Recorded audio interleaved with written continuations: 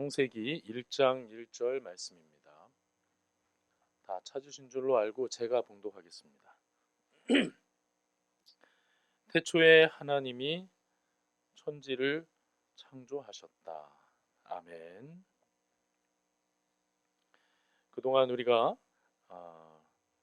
교회의 왕이 누구신가에 대해서 말씀을 나눴죠. 또 하나님과 화목한 교회는 어떤 것인가, 또 이웃과 화목한 교회는 어떤 것인가 말씀을 나눴습니다. 교회가 처음에 이제 개척이 됐기 때문에 교회가 어떤 비전을 가지고 나가야 하는가를 우리가 분명히 하기 위해서 그렇게 말씀을 나눈 것이죠. 그러면서 또 혼자라고 느낄 때라는 제목으로 우리가 하나의 공동체임을 또 말씀을 나눴습니다. 우리가 하나님의 약속, 함께 하겠다고 하시는 하나님의 약속, 그리고 우리 곁에 있는 지체들, 이 공동체를 기억하자. 우리는 그런 공동체가 되어야 된다. 이제 그런 의미로 말씀을 전했죠. 또 지난주에는 그 모든 것의 핵심 중에 핵심인 부활에 관해서 말씀을 나눴어요. 우리가 단지 사이좋게 지내는 것이 핵심이 아니다. 예수 그리스도의 부활을 믿고 부활 공동체가 되는 것이 가장 중요하다라는 말씀을 드렸죠. 이렇게 해서 7월 한 달 동안 우리 교회는 개척을 막 한 교회로서 아직 그때는 개척 모드였죠. 그래서 이 개척 상황 속에서 우리가 가져야 할 비전을 공유하는 그런 시간을 가졌습니다. 앞으로는 성경 전체의 내용을 한번 찬찬히 살펴보려고 합니다. 그래서 창세기부터 시작해서, 그렇다고 해서 창세기를 다 강의하는 식으로 하는 것은 아니고요. 앞에서부터 성경 전체에 어떤 내용을 말씀하고 있는가 한번 나눠볼 것인데요.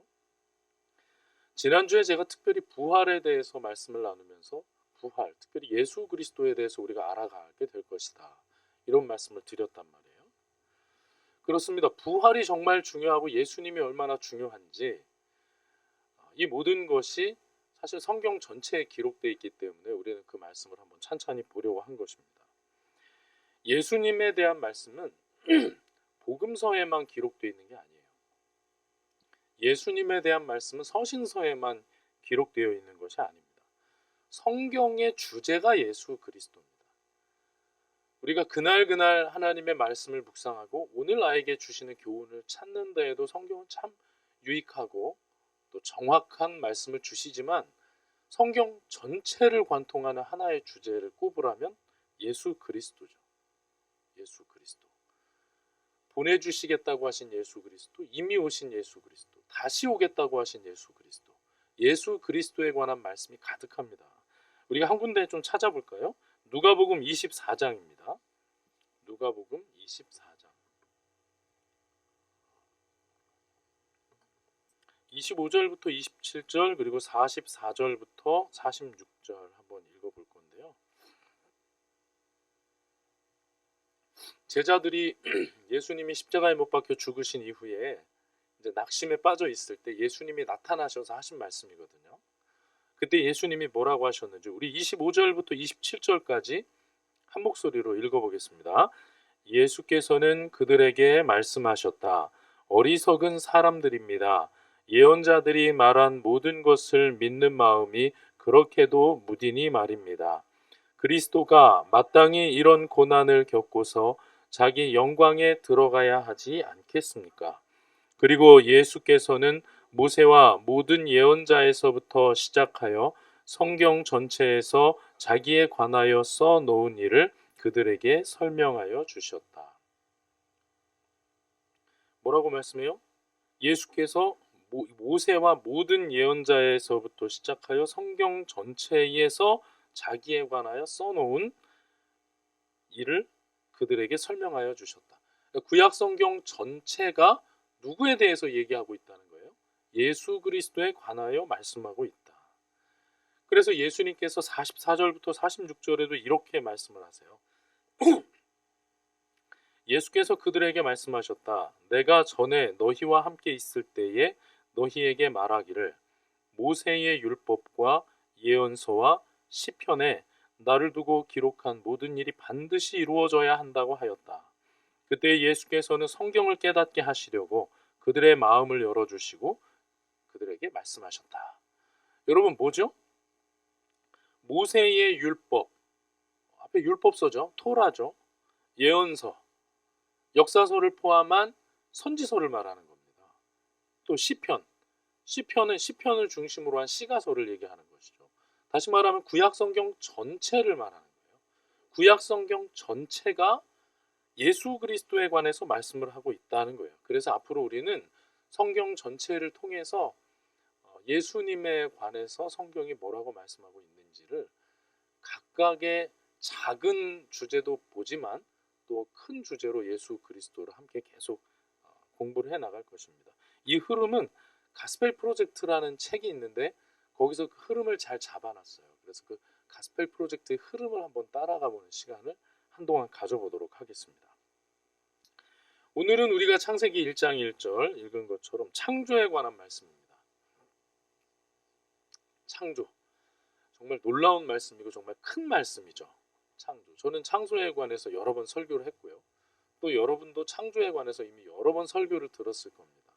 그래서 우리는 많은 내용을 알고 있어요. 하지만 오늘은 조금 또 다른 각도에서 이 창조에 관한 말씀을 좀 다뤄보려고 합니다. 일단 먼저 우리가 정리를 하고 넘어가야 할 것은 성경이 특별히 창세기 1장 1절이 하나님의 존재에 관하여 구구절절 설명하지 않는다는 점입니다.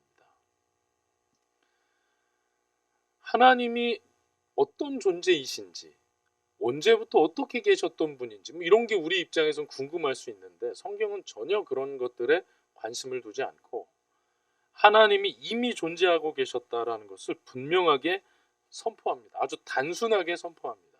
태초에 하나님이 천지를 창조하셨다. 어찌 보면 설명 자체를 해주지 않습니다. 하나님의 존재 자체에 대해서. 아주 단순하게 또 극적으로 위대한 실제이신 하나님을 소개하고 있어요. 하나님이 어떤 분이신가? 존재하고 계시는 분이다. 그래서 하나님이 모세에게 자신을 소개하실 때도 뭐라고 하십니까? 나는 스스로 있는 자다라고 말씀하시잖아요. 하나님은 그런 분이시라는 거예요. 우리가 창세기 1장 1절처럼 쉽게 암송하는 그 본문도 없을 겁니다. 그러나 제가 누누이 말씀드리죠. 창세기 1장 1절에서 우리가 이해할 수 있는 말이 몇 개나 되느냐 물어보죠. 창세기 1장 1절 태초에 하나님이 천지를 창조하셨다라는 말씀에서 우리가 이해할 수 있는 건 토시밖에 없어요. 거긴 우리가 이해할 수 없는 개념으로만 정리가 되어 있어요. 태초도 우리가 알 수 없고요. 하나님도 우리가 알 수 없고 천지도 알 수 없고 창조도 알 수 없습니다. 우리가 알 수 있는 것은 그냥 토시밖에 없고 하나님께서 우리가 알 수 없는 말씀을 이미 존재하시는 분으로서 선언하셨다라는 것밖에는 우리가 알 수 있는 것이 없습니다. 이것을 통해서 성경이 우리에게 분명히 가르치시는 것은 하나님과 우리가 그 존재에 있어서 분명한 차이가 있는 존재다라는 것이죠. 하나님하고 우리는 근본적인 차이가 있는 존재입니다. 우리가 하나님을 친구 같은 분으로 말씀하고 아빠, 아버지라고 부를지라도 그분은 우리와 그 존재에 있어서 근본적인 차이가 있는 분이고 우리가 그것을 이해하지 못할지라도 우리는 인정하고 넘어가야 하는 존재다라고 우리에게 말씀하고 있는 거예요. 이게 창세기 1장 1절이 우리에게 주는 첫 번째 메시지입니다. 내용으로 들어가기 전에 그 말씀이 존재한다는 그 사실 자체가 우리에게 그 아주 중요한 내용을 선포한다는 것이죠.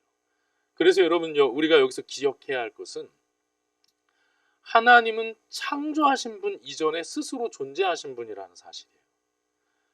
하나님은 창조하시기 이전에 스스로 존재하는 분입니다. 우리는요, 다른 사람만이 아니라 인간의 역사도 또 하나님과의 우리의 관계도 철저하게 나를 중심으로 생각을 하게 돼 있어요. 그래서 우리와 하나님이 관계 맺은 첫 장면, 천지 창조에서부터 하나님을 보잖아요. 성경도 우리에게 거기부터 설명하잖아요.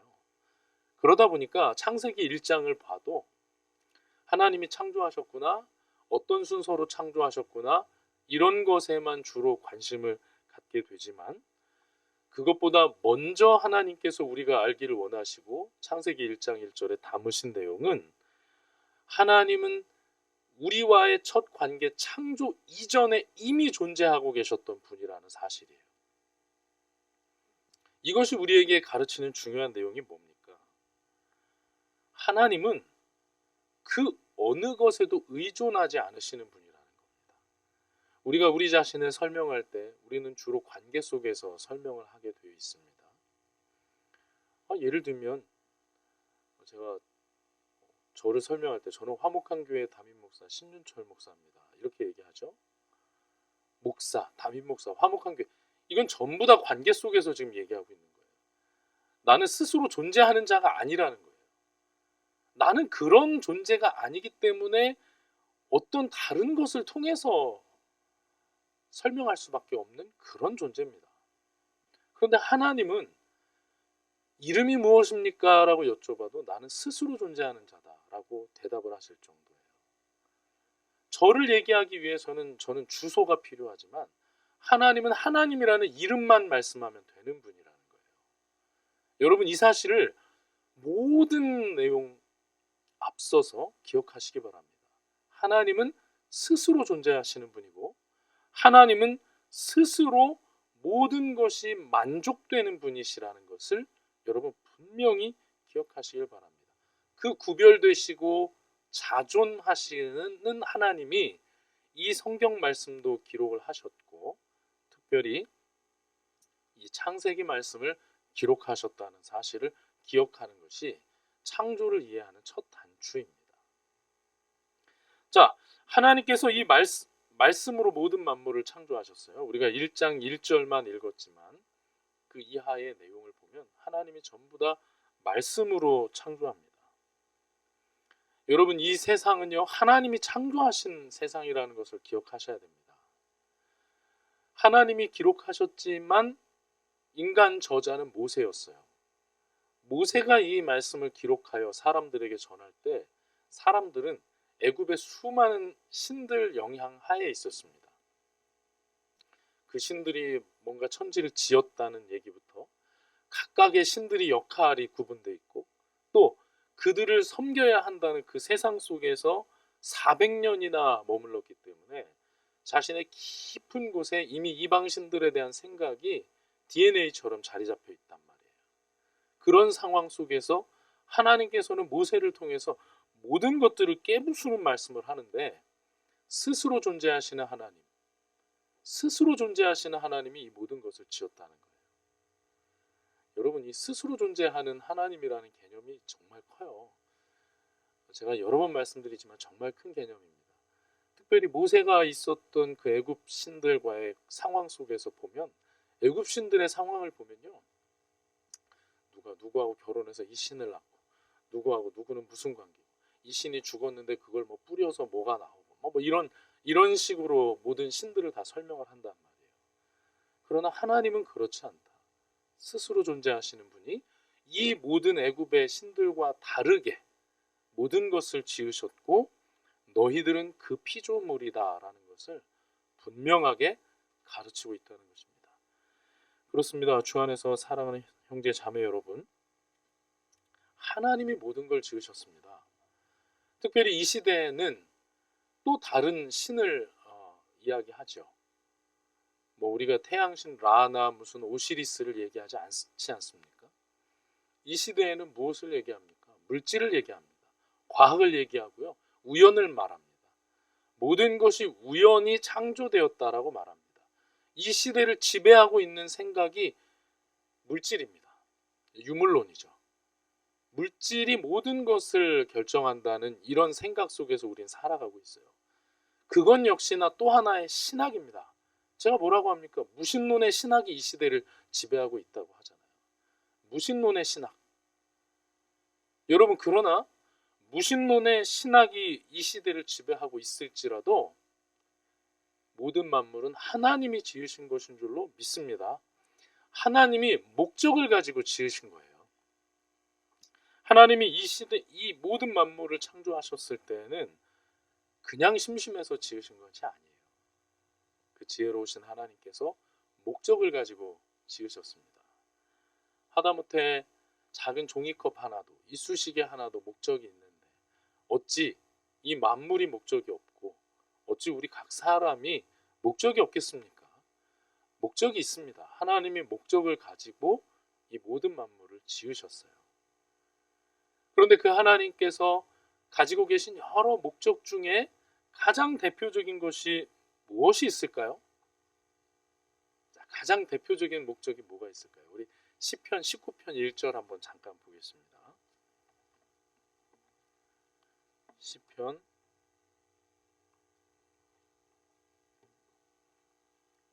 19편 1절. 여러분, 창조에 관해서 가장 많은 말씀을 담고 있는 성경책은 창세기가 아니라 시편입니다. 특별히 시편 19편이 1절부터 6절에 걸쳐서 하나님의 창조를 아주 잘 말씀을 하고 있어요. 그 중에서 우리가 시편 19편 1절만 한 목소리로 읽어보겠습니다.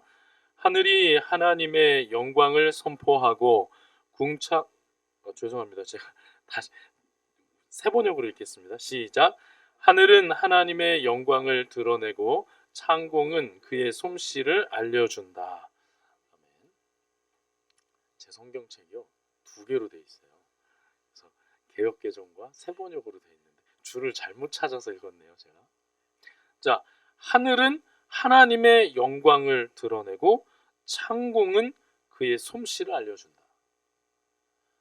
하나님께서 창조를 통해서 뜻하신 가장 궁극적인 목적이 무엇입니까? 하나님께 영광을 돌리는 것입니다.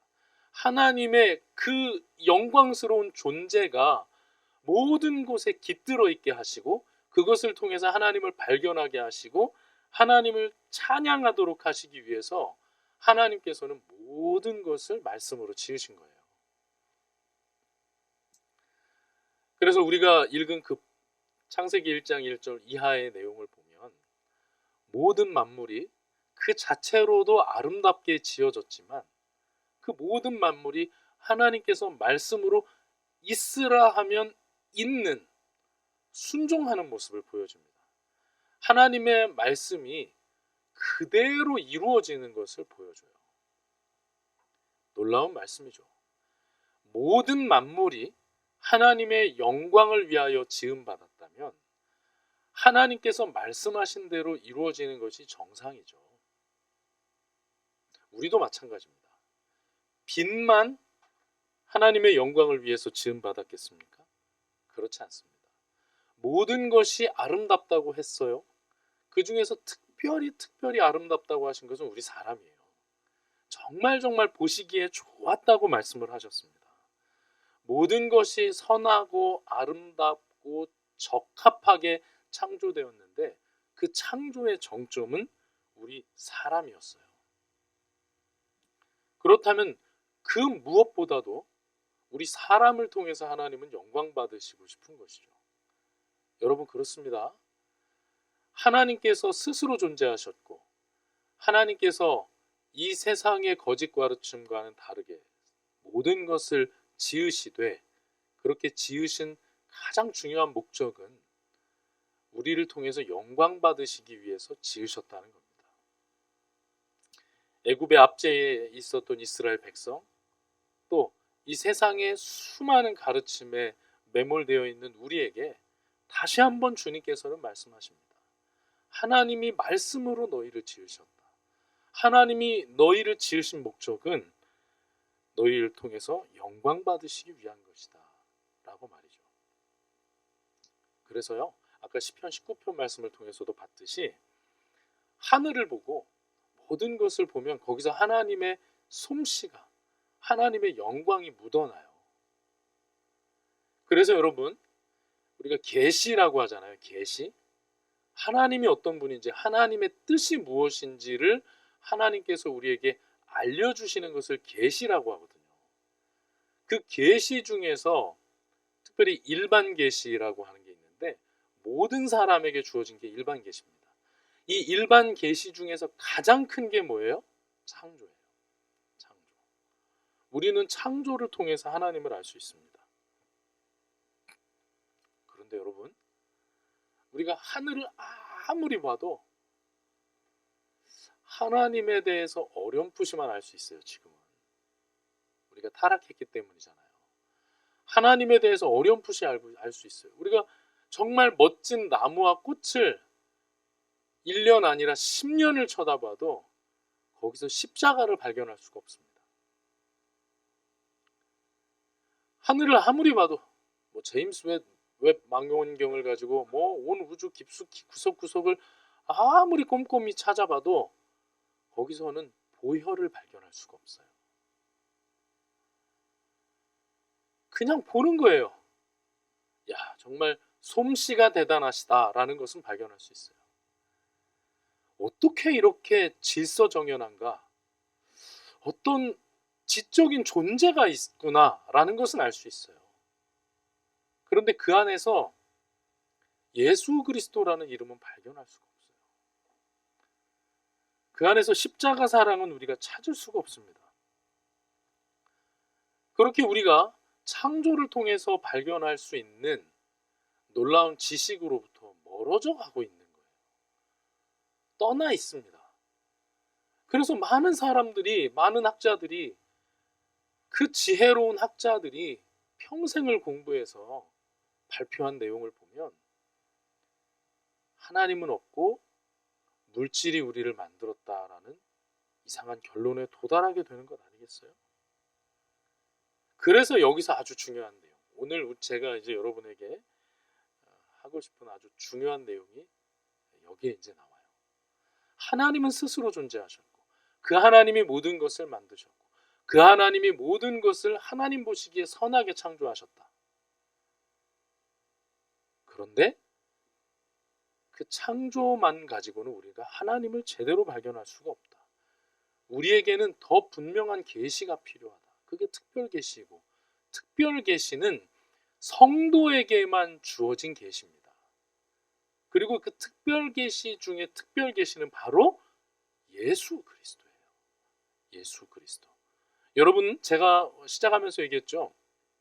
저는 첫째 날에 뭘 만들고 둘째 날에 뭘 만들고 셋째 날에 어떤 방식으로 뭘 만들었고 넷째 날부터는 앞에 셋째 날 동안 만들어 놓은 곳에 하나씩 채우기 시작했다.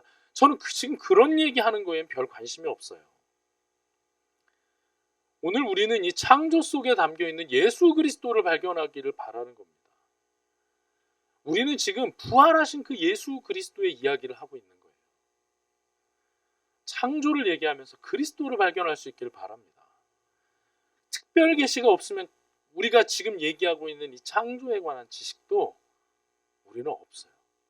예수 그리스도, 또 하나님의 말씀, 성경, 이게 없으면 우리는 하늘을 보고 똑같이 참 별이 정말 아름답다. 저 별은 내 별, 저 별은 네 별, 이런 얘기밖에 못한다는 거예요. 자, 우리 성경을 한번 보겠습니다. 고린도전서 8장 5절부터 6절입니다. 과연 창조에 관한 말씀이 그렇게 끝나는 것인가? 아니면 더 많은 내용들을 담고 있는가? 한번 보겠습니다. 고린도전서 8장 5절부터 6절 말씀입니다. 우리 한 목소리로 읽어보겠습니다. 이른바 신이라는 것들이 하늘에든 땅에든 있다고 칩시다. 그러면 많은 신과 많은 주가 있는 것 같습니다. 그러나 우리에게는 아버지가 되시는 하나님 한 분이 계실 뿐입니다. 만물은 그에게서 났고 우리는 그분을 위하여 있습니다. 그리고 한 분 주님이신 예수 그리스도가 계십니다. 만물이 그분으로 말미암아 있고 우리도 그분으로 말미암아 있습니다. 아멘. 이에 대해서 요한복음 1장 1절부터 5절은 이렇게 더 분명하게 말씀합니다. 태초에 말씀이 계셨다. 그 말씀은 하나님과 함께 계셨다. 그 말씀은 하나님이셨다. 그는 태초에 하나님과 함께 계셨다. 모든 것이 그로 말미암아 창조되었으니 그가 없이 창조된 것은 하나도 없다. 창조된 것은 그에게서 생명을 얻었으니 그 생명은 사람의 빛이었다. 그 빛이 어둠 속에 비치니 어둠이 그 빛을 이기지 못하였다. 아멘. 복음이 잘 설명되어 있는 요한복음의 시작도 창조로부터 말씀을 하고 있고요. 창조 때부터 함께 하시고 그것을 창조하신 창조주 하나님으로서의 예수 그리스도를 소개하고 있어요. 여러분, 복음이, 성경이 지금 우리에게 말씀하는 것은 예수 그리스도가 모든 것을 지으신 분이라는 것입니다. 하나님께서 말씀으로 모든 것을 드러내실 때, 특별히 만물을 지었다 말씀하시는 그 장면에 우리가 잘 몰라서 그렇지 언제나 아들 예수 그리스도를 함께 말씀하고 있다는 것을 기억해야 합니다. 그래서 예수 그리스도는요, 우리를 구원하신 분 이전에 우리를 지으신 분이에요. 우리가 예수님을 너무 축소해요. 예수님을 단지 십자가에서만 발견하는데 그게 아니라 우린 창세기 1장 1절에서도 예수님을 발견할 수 있습니다. 그래서 이 창세기 1장에 나와 있는 그 하나님에 대한 표현은 아주 독특해요. 하나님은 엘로힘이라고 기록이 되어 있고, 그 엘로힘이라는 말은 굳이 한국말로 더 직역을 하면 하나님들이라는 표현이거든요. 하나님들이 천지를 창조하셨다고 되어 있어요. 그런데 특이하게도 동사는 단수형으로 써놨어요. 그러니까 주어는 복수형인데 동사가 단수형이에요. 그러니까 삼위일체 하나님이심을 참 묘하게, 오묘하게 기록을 해놨어요. 그렇습니다. 천지 창조는 삼위일체 하나님이 하신 거예요. 그리고 특별히 요한복음과 고린도전서는 거기서 아들 예수 그리스도가 함께 역사하셨다라는 것을 분명하게 말씀하고 있습니다. 여기서 우리가 발견할 수 있는 것은 무엇입니까? 아, 예수님도 천지를 창조하셨구나. 맞는 말씀이에요. 아, 구원하신 분 이전에 창조하신 분이구나. 맞습니다. 그런데 우리가 여기서 더 깊이 들어가서 묵상하고 공부하며 발견할 수 있는 것이,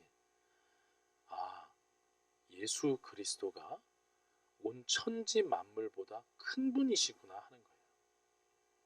예수 그리스도가 단지 우리의 주인인 정도가 아니라 천지가 지어지기 이전부터 존재하신 분이고, 그 예수 그리스도가 천지를 지으신 분이고, 그 예수 그리스도가 천지를 선하게 창조하신 분인 창조주이시구나. 온 우주 만물보다 먼저 계셨고 온 우주 만물보다 크신 분이구나 라는 것을 발견할 수 있다는 것입니다. 이 놀라운 진리, 이 놀라운 진리를 예수 그리스도와 하나님의 말씀이신 이 특별 계시를 통하지 않고는 우주 만물만 쳐다봐서는 절대 발견할 수가 없다는 거예요. 이것이 우리를 어디로 인도합니까? 예수 그리스도가 모든 것보다 먼저 계셨고 모든 것보다 크신 분이고 모든 것의 진정한 창조주이시며 주인이시라는 이 사실이 우리에게 가르치는 것은 무엇입니까? 그분이 말구유에 태어나신 사실이 얼마나 역설적인 일이며 놀라운 사건이냐는 거예요. 이것이 이스라엘이나 우리 사람들에게만 큰 사건이 아니라 우주적인 사건이라는 거예요. 어찌 모든 것보다 크신 예수 그리스도가, 어찌 그 예수 그리스도가 말구유에서 사람의 아들로 태어나시는가? 어찌? 단지 왕 같은 분이 누우실 곳이 없어서 말구유에 누우셨다는 이 사실이 놀라운 게 아닙니다. 그럼 만약에 예수 그리스도께서 로마 황실에서 태어나셔서 로마 황실의 가장 고귀한 자리에 태어나시고 그 당시 최고의 의사들의 돌봄을 받으면 그것은 안 놀라운 얘기입니까? 그게 아니에요. 예수 그리스도께서 창조 모든 것보다 크신 분께서 이 땅에 오셨다는 것이 놀라운 거예요. 그것이 이 세상의 모든 것을 가르는 사건이 됩니다. 또 그분이 십자가 위에서 죽으신 사건은 어떻습니까? 그분이 왜 사람들의 비판을 받고 왜 뺨을 맞아야 하고 그분이 왜 모든 율법을 지켜야 합니까? 그분이 왜?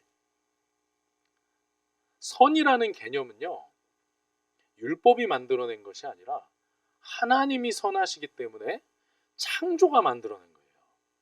창조가 하나님께서 있으라 하면 있는 것이 선한 것이고 하나님 보시기에 좋은 것이라고 우리에게 이미 설명하지 않았습니까? 거기에서부터 이미 선이 있는 거예요. 거기서부터 악이 있는 거예요. 선과 악이 무엇인지 우리에게 이미 알려주는 겁니다. 그것을 잘 정리해서 반영한 것이 율법이고 우리 인간들에게 주어진 것이 율법인데 왜 예수 그리스도가 여자의 자손으로 태어나서 왜 예수 그리스도께서 할례를 받으시고 왜 예수 그리스도께서 어려서부터 단 하나도 율법을 어기는 것이 없는 그런 삶을 사시는가 하는 거예요. 이것이 얼마나 역설적이고 얼마나 이상한 일이냐 하는 것입니다. 그분이 왜 십자가에서 죽어야 하고 왜 죽은 사람을 뉘어놓는 무덤에서 이틀 동안이나 누워 있어야 하냐는 거예요. 왜?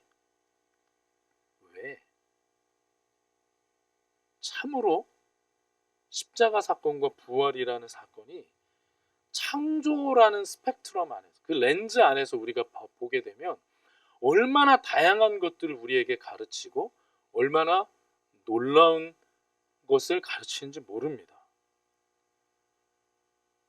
또 어떻습니까?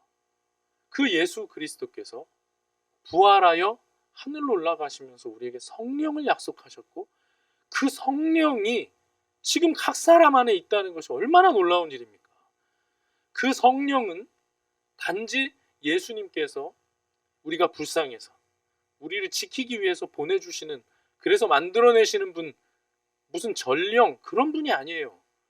그분도 천지를 창조하신 분이에요. 그 하나님께서 지금 우리 안에 있다는 사실이 얼마나 놀랍고 얼마나 감격적입니까?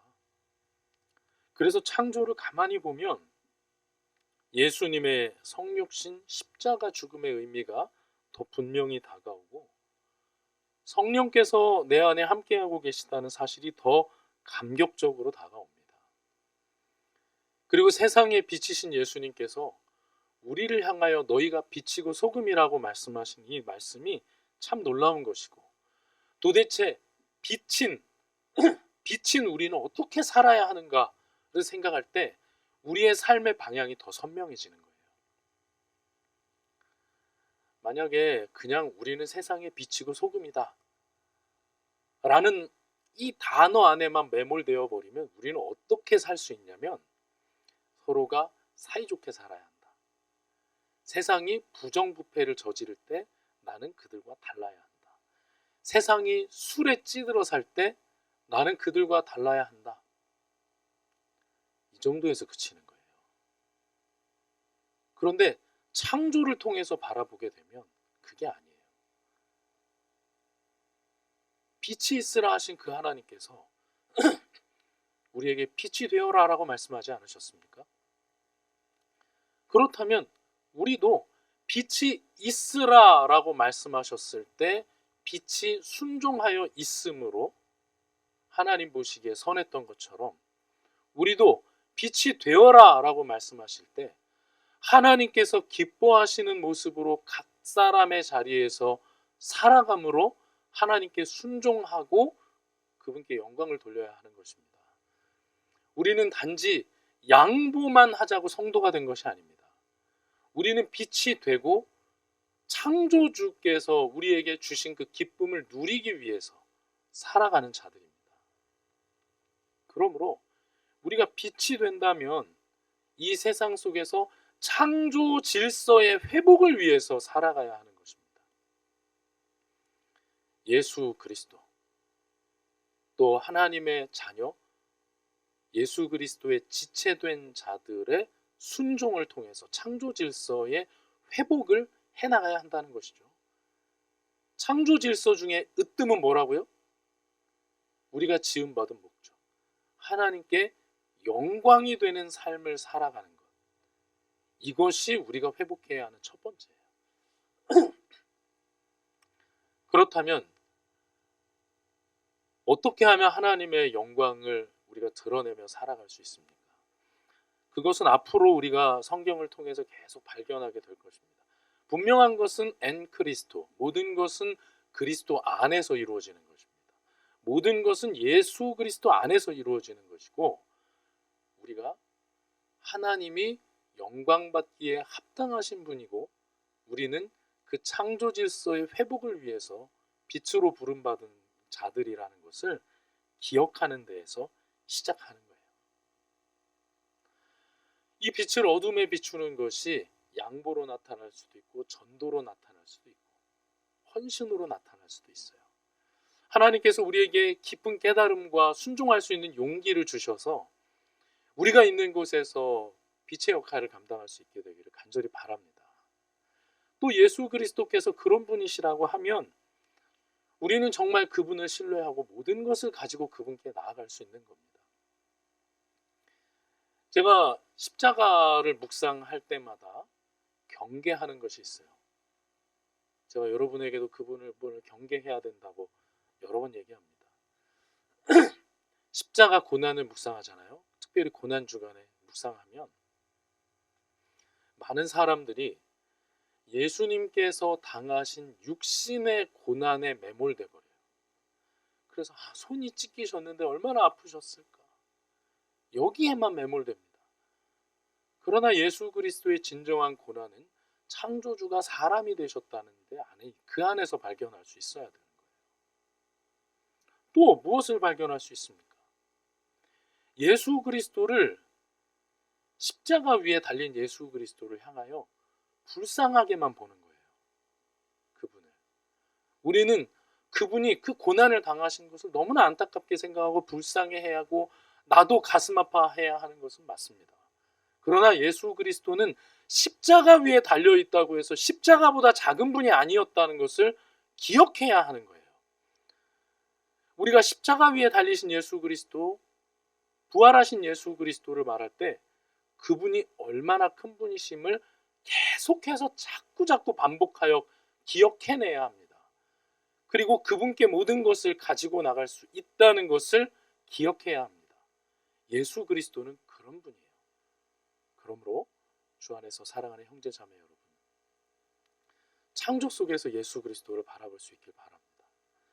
그 예수님께 모든 것을 가지고 나갈 수 있길 바랍니다.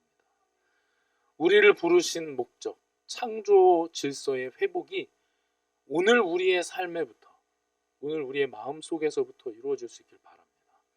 우리의 목장에서부터 이루어지길 바라고, 이 작은 화목한 교회에서부터 창조 질서가 회복될 수 있길 바랍니다. 그러할 때 창조 신앙이 우리 안에서 살아 꿈틀거리는 것이고, 주님께서 우리에게 주신 특별한 이 계시, 복음, 예수 그리스도, 성경이 우리의 삶을 바꾸어 나갈 수 있는 것입니다. 그렇게 창조를 누리며 예수 그리스도를 맛보며 살아가는 저와 여러분들 될 수 있기를 간절히 축원합니다.